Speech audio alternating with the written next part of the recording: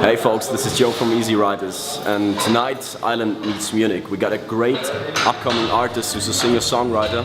His name is Marc O'Reilly, and he's about to take the stage in the Strom in Munich. And before he does that, we got some questions for him. Let's go.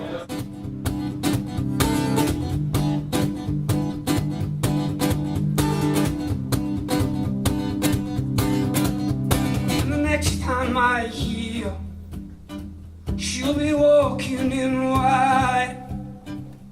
All matters of religion in some afternoon delight. And on that day, some feelings will rise above.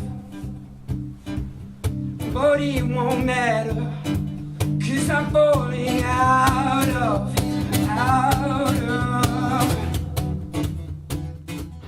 So Marc, thanks very much for taking the time. Thank you for having me. Your second studio album, Human Herdings, was launched on the 28th of March.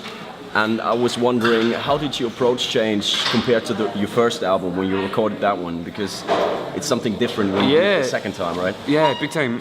I suppose like I wrote that first album, and then I toured it an awful lot, and I was doing many solo shows. You know, there was a couple of band songs on that first album, but I was mainly touring as a solo artist promoting that album. And then I was like, okay, I really want a band. You know? I want to go touring with a band, you know. So I went into the writing period for Human Herdings with that in mind, and just wanted to get the sound to be that little bit bigger. Yeah. And I suppose I just kind of thought about that as I was writing, and then I had a fair idea before. The band I'm with now, it's only the drummer that played on that album. Yeah. It was a different bass player, and it was a case of I just rang them and they came down and just played on the songs in a couple of days, and then that was it. There was no rehearsals or anything. But it was definitely a conscious decision to make the sound bigger. And I was definitely thinking of that when I was writing. And it was just a natural kind of, I suppose, a natural development to go that way, Yeah, I think so, man. Yeah, really, you can hear that, and it's really great, man. Yeah, cheers. And you get a lot of praise besides singing and songwriting for your guitar playing. Yeah, it's funny. It seems to be one person will concentrate on the voice, and another person will concentrate. Sure. Guitar players will concentrate on the guitar playing, and some people concentrate on the song. So it depends.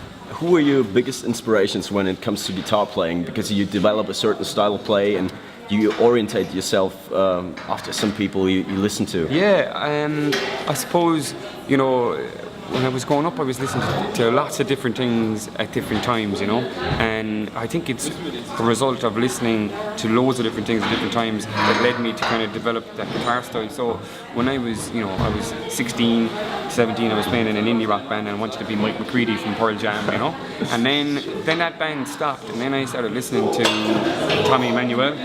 The guy from Australia? Yeah, of course I do. Crazy guitar player. I actually saw him live once, and he was just insane. And I was listening to another guy called Eric Roach, who died actually. He was amazing. I did a workshop with him, and that was just like, I just couldn't believe it, So then after I listened to those guys, I was really immersing myself in kind of technical playing, and then at home where I'm from, in the small town, there was a folk club, and there was a lot of singer-songwriters coming from America, So and I was seeing amazing songwriters like Peter Mulvey and Jeffrey Foucault and Chris Smither and all these crazy songwriters. But I was like wanted to try and combine the guitar playing with the songwriting, and I think that's just how it happened. The kind of two comparisons that keep coming up all the time are Ray LaMontagne from a vocal point of view, but John Martyn from a guitar point of view. And I feel really embarrassed. I only discovered John Martyn when I was about 21 or 2, So it wasn't that I was listening incessantly to Solid Air for 10 years, but it was. That's kind of, I suppose, how it's kind of evolved. Yeah, great. Considering all you've been through and all that's happened for you in the last couple of years, what would you say was the most memorable moment of your career so far? most memorable moment of my career so far? That's a really difficult question. Maybe a gig or something that stuck to your mind. I think, you know, I suppose, I mean, I have to say, I mean, I've played Glastonbury twice in the last 3 years, so that was pretty. That was small stages, but that was pretty bloody cool, you know, just to be there. And so that's definitely got to be a highlight. We did actually as well. We did a venue only at the weekend in Holland, in Groningen, called Vera, and it's like, you know, everyone from Pearl Jam to Nirvana, U2 have played it, so that was really cool, I must say. But yeah, Glastonbury is probably the highlight, I'd say. Yeah, definitely. I'd say so too. Yeah. If we check your phone for playlists right now, what kind of music will we find? I don't have any music on my phone. The only music I don't have any music on my phone.